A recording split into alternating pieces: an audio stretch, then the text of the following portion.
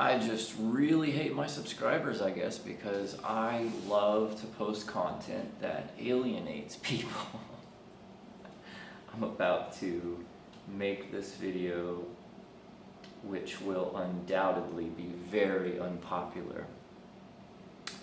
How COVID-19 restrictions are actually selfish in nature. I mean, all day long we're bombarded with the sanctimonious virtue signaling of stay home, save lives. I mean, I don't see any evidence that the restrictions are saving any lives. The people who overwhelmingly die from COVID-19 have comorbidities, they're advanced in age, or they have weak immune systems, etc., etc., etc. These are people who are by nature not in great health. Now, that being said, I'm not the type of person who relishes in death. I'm not the type of person who loves to see people get sick and die. I think it's a tragedy that so many people have died this year, but I have to concede that sickness and death has been a problem that humanity has had to deal with since day one. And every single person who's died of COVID-19 this year, well, they died in spite of our best efforts to put restrictions upon humanity. I mean, there were periods where we were lax on the restrictions, and there were periods where we were tough on the restrictions.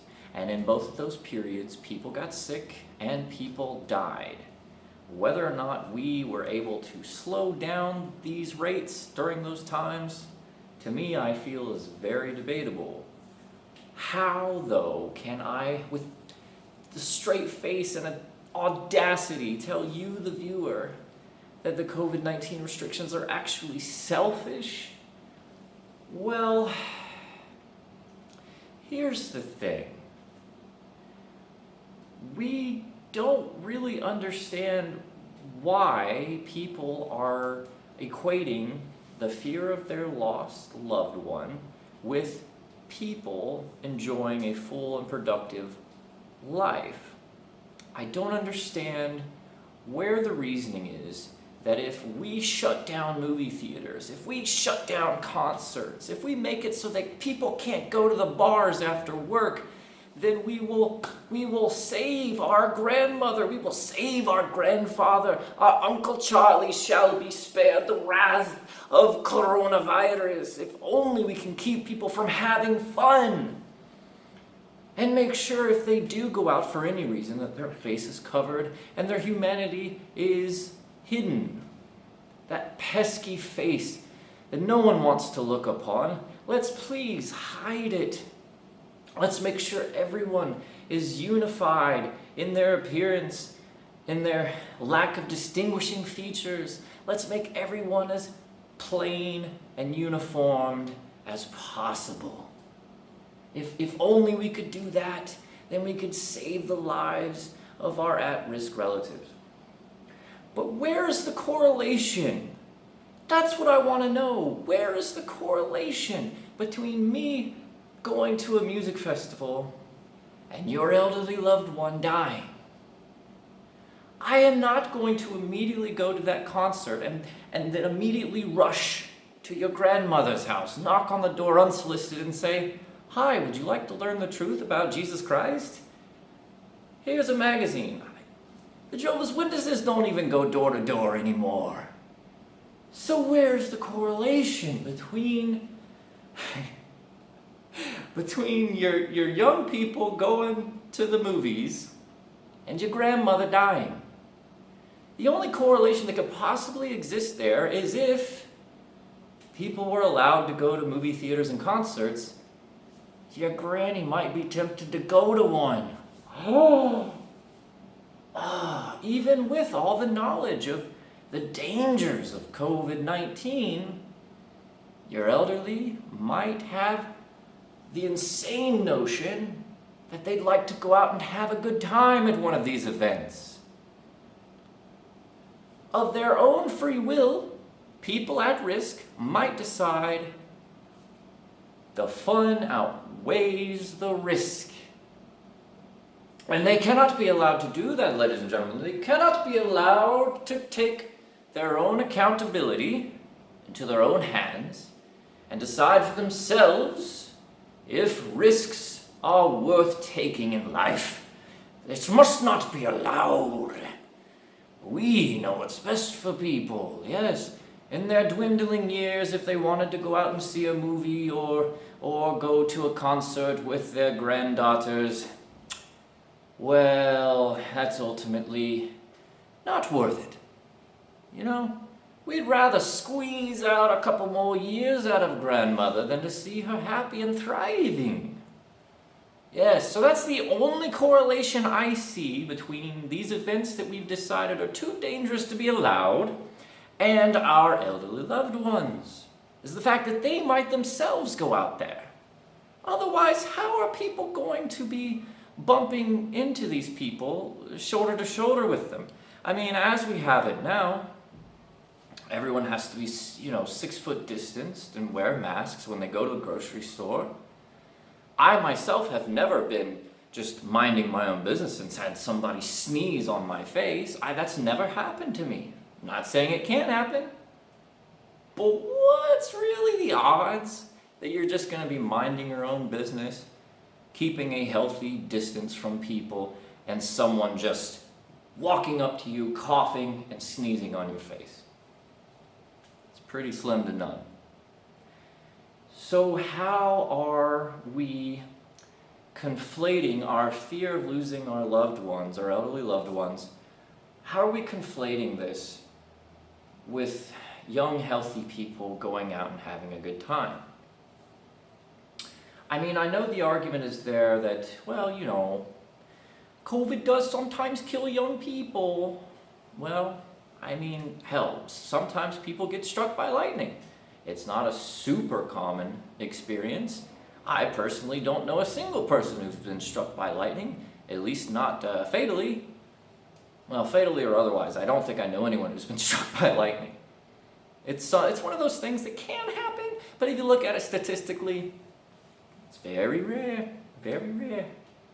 Young people can, at times, young, healthy people can be killed of COVID. It's a very slim possibility. So then, why are we conflating the death, the fear of the death of our loved ones with these events that, for the most part, younger, healthy people go to? I think it's the only thing, as I said, is if they themselves might be tempted to go and do those things, and that's their God-given right. That's their choice.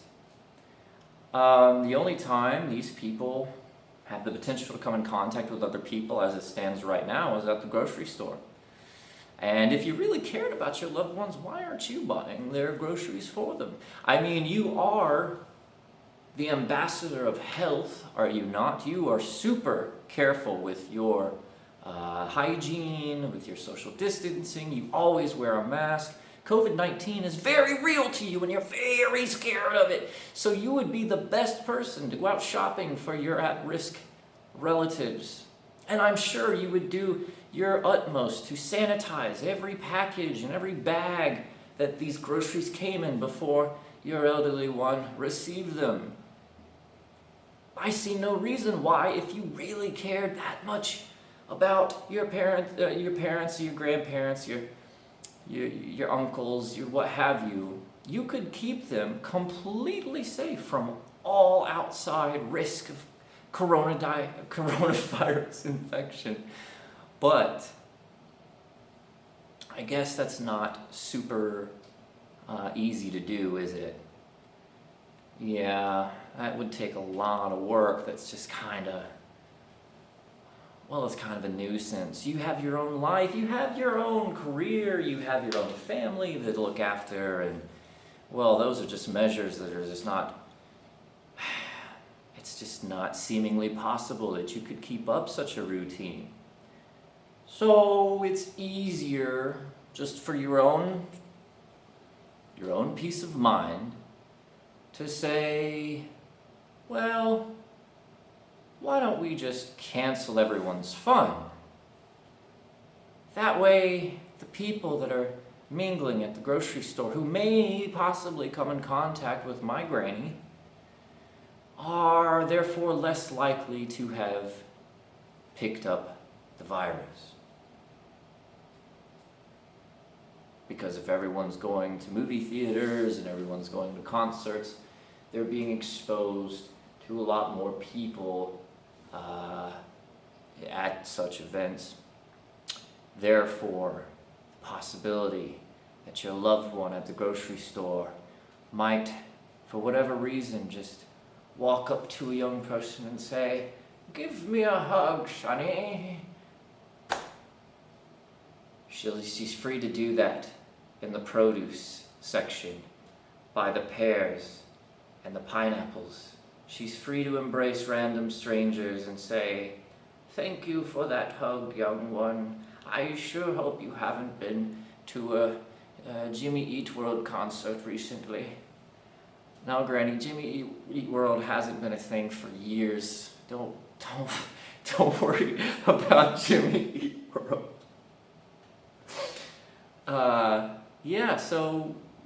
It gives us the peace of mind that when Granny ultimately goes out to Walmart, she doesn't randomly hug strangers and get their juices on her, and get all those infectious diseases from those people at the Jimmy Eat World concert and those people at the latest superhero movie release that they interacted with. They're not gonna randomly hug your grandmother and give her coronavirus. Yeah, so this is where the selfish part comes in. Realistically, we know that scenario isn't what's happening. And I'll tell you exactly how coronavirus is actually spreading, okay? It's people who don't take the virus that seriously, living somewhat normally, true, but it's also people who do take the virus seriously, but they fuck up sometimes. Yeah, see, humans, even the best of us, even the most OCD of us, sanitizing every surface that could possibly come in contact with us, or washing our hands after every single time we've touched something that could have been contaminated, that is a hassle, and it's not easy to actually put into practice, especially for those of us who work with other people, work in the public sector, whether you work in the food service industry, whether you work at retail. You could be vigilant and do the whole 30 seconds hand washing and the sanitizer after every single time you've touched something, some equipment, some grocery bag, some item off the shelf. Yeah, you can do that. But it goes against the natural spirit of humanity. This is not a natural way of living. And nobody, unless they have a pretty serious mental illness, follows these practices that strictly all the time. I'll tell you something else. The people who claim all day long on Facebook that they really give a shit, they don't always practice this stuff either. Otherwise, how would these people be getting the virus? I mean, check my facts here.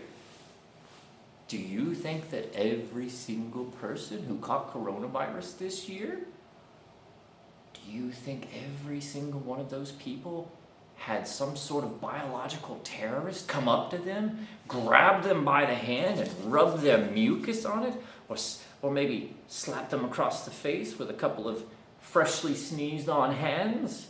Or just, do you think they got too close and started talking very sternly with little specks of spittle firing upon their unsuspecting face. Do you think that something like that is happening to every single person who got coronavirus this year?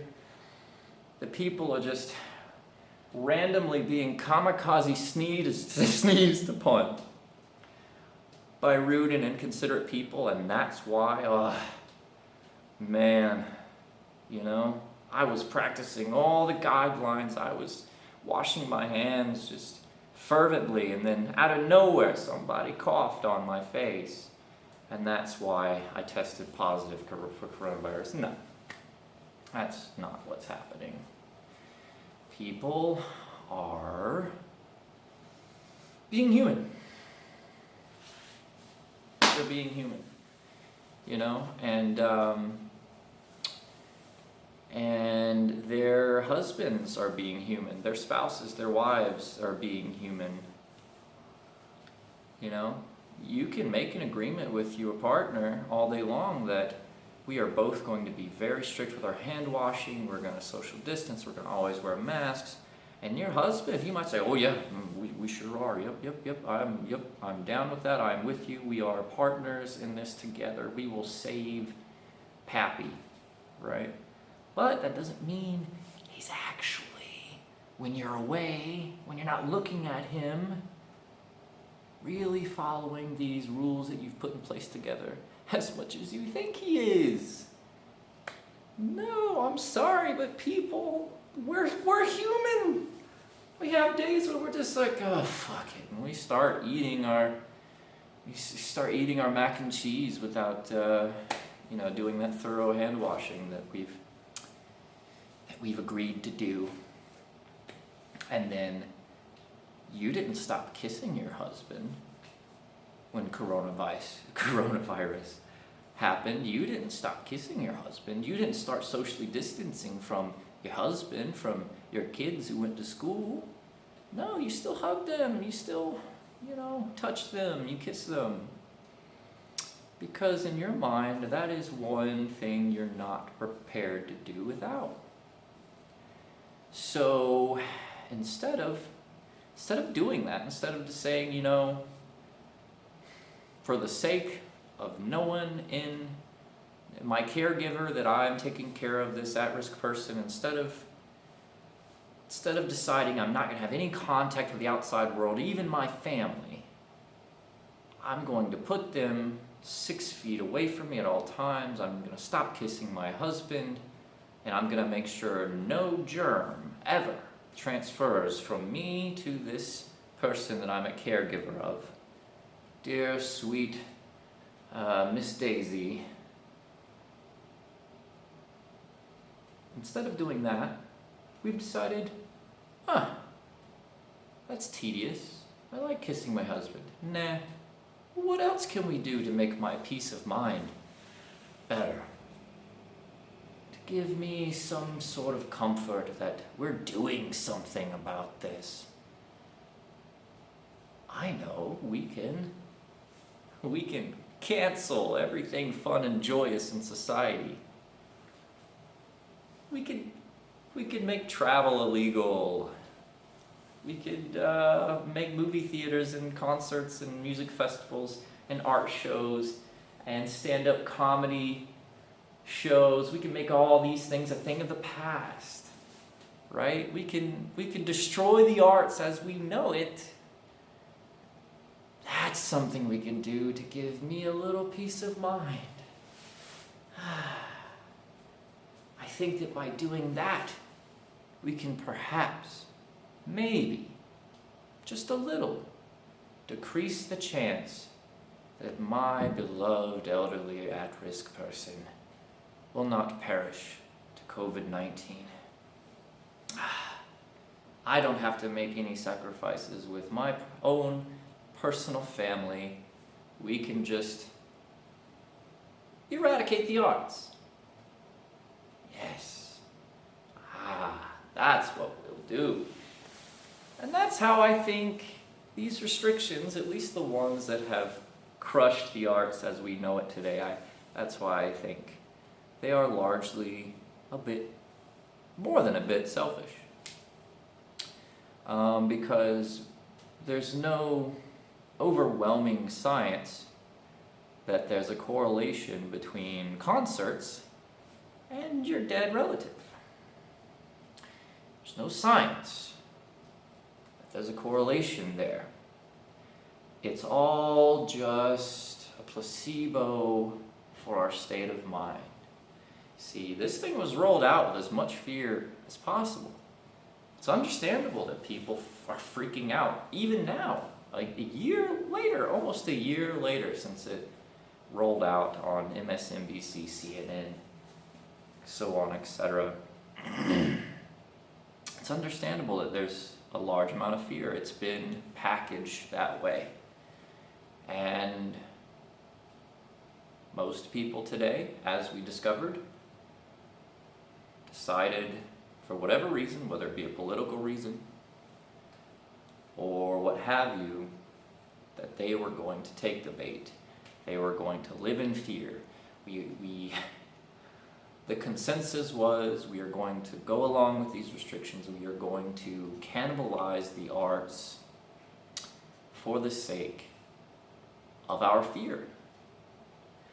And that is a travesty to me. I have children that I don't see dying from coronavirus. I'm sorry, I don't. I don't see that happening, even if these restrictions were lifted. I don't see that happening. In fact, children aren't required to wear masks to walk into places. I think it's once they reach a certain age they are expected to wear the masks. But young children, they're not expected to wear masks, which is a little confusing to me. I mean, it's science. It's scientifically fact that small children have little to no risk of dying from COVID-19. You can look it up. They are the death rate for these children of COVID-19 is not even on the spectrum. You're talking like 1, maybe 2 very young children have died supposedly from COVID, although I suspect there were always comorbidities, right? It's a non-issue for young children, otherwise small children would be required to wear masks too, right? And this is a little perplexing to me because, okay, so they're not at risk, they don't have to wear masks, I get that, but can't small children still carry the virus, and can't they spread it? They have little noses, little mouths, little hands. In fact, among our society, who is less likely to remember to cover their mouths when they sneeze or cough? Which among our society is more likely to run up to a complete stranger and put their hands on them? Wouldn't it be small children? And as we know, wearing the mask, that's something that we've decided as a community, as a people, that we're doing not for our own benefit, but to protect other people, right? So under that same spirit, why haven't we insisted that small children wear masks? I think that gives you a clue into what this whole pandemic is really about, what these restrictions are really about. They're just for peace of mind. And largely, the society that we live in has decided, yes, adults should wear them, but kids, we're not going to make little small children wear them. It's just too much of a hassle. They probably won't keep it on. They'll throw a fit. They'll keep taking it off and throwing it. And as a society, we just decided they didn't have to wear them because it's too much.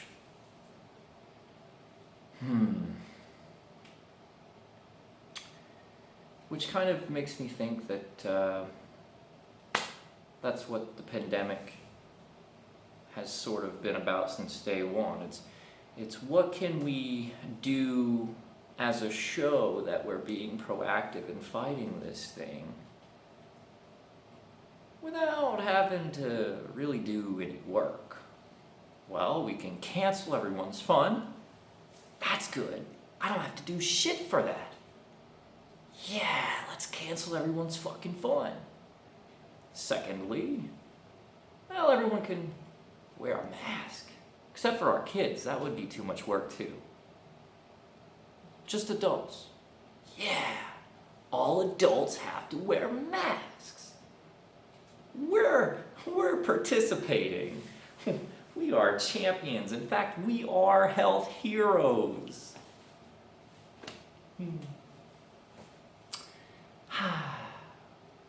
Makes you feel all warm and fuzzy inside. You know, there were a lot of artists who thought they were probably gonna make it big this year. You know? Artists who worked their whole lives honing in their craft, building a sizable following, you know, shook hands with music agents and talent agencies and so on and so forth for years and years. Their whole lives they worked towards a big break. And for a lot of people, that big break was probably right there, so close they could taste it. And then society said, well, this sickness thing is icky. The laziest thing that we can do to show our support for people who are suffering due to the virus is cancel everybody's fun. Yeah. And now, there's a lot of things that were in the works that will never be. And this isn't just restricted to the arts. So many people lost their jobs forever. So many businesses, small-time businesses, closed their doors and will never open them again. Meanwhile, this is a little secret I'm going to let you in on. It's a secret because nobody knows about it really. I didn't know about it. I had to look up the statistic. 800,000 people die from heart disease every year in the United States alone. 800,000 people die from heart disease every year in the United States. 800,000. I don't remember you canceling your barbecue last year because all that red meat, well, it might kill my at-risk relatives. Fat Uncle Joe, no, you can't come to the barbecue. You're at risk. We have to flatten the curve. No dairy products. No red meats. You know, no salt. In fact, you went on Facebook, didn't you, last year, and you campaigned against everything that could possibly increase your loved one's chances of heart disease. Didn't you do that? That was a phenomenon, wasn't it? It was brought up constantly on the news, in your favorite TV show. It was talked about nonstop. In fact, there was a ticker, wasn't there, last year? There was a ticker all year on how many people were dying per day from heart disease. And the ticker just kept going up, kept going up, kept going up, right? There was police tape around the meats department at your grocery store. They had police tape, it was sectioned off, and there were people standing in front of the meat saying, no, sorry, the risk is too great. At this time, we are fighting the rise of cardiovascular deaths, and you can't have any red meats. No, none of that happened. None of that was a thing. Well, Parker, none of that was a thing? Do you mean to tell me nobody cared that 800,000 people died every year from heart disease? No, I'm not saying that either. I'm saying it hadn't become a public issue. It hadn't become a sweeping political issue that polarized people. I'm in this team and I'm in this team. I'm in team I care for people, so I wear a mask. Hashtag stay home, save lives. It hadn't become a phenomenon because I guess there wasn't people invested in making it a phenomenon.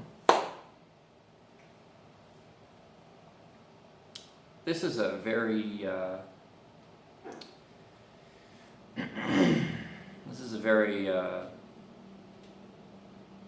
seldom discussed fact of life. Your life largely takes shape based on your focus. Right now, everyone is hyper-focused on sickness. In fact, every year for the 34 years I've been alive, I've gotten a cough and sniffles during the fall, winter time period when the leaves are changing and they're falling and ultimately the vegetation is dying on the earth from the cold. I get a cough and I get a sniffle, and this happens every year. Sometimes the sinus pressure is so bad I gotta take an ibuprofen to kind of feel okay. You know?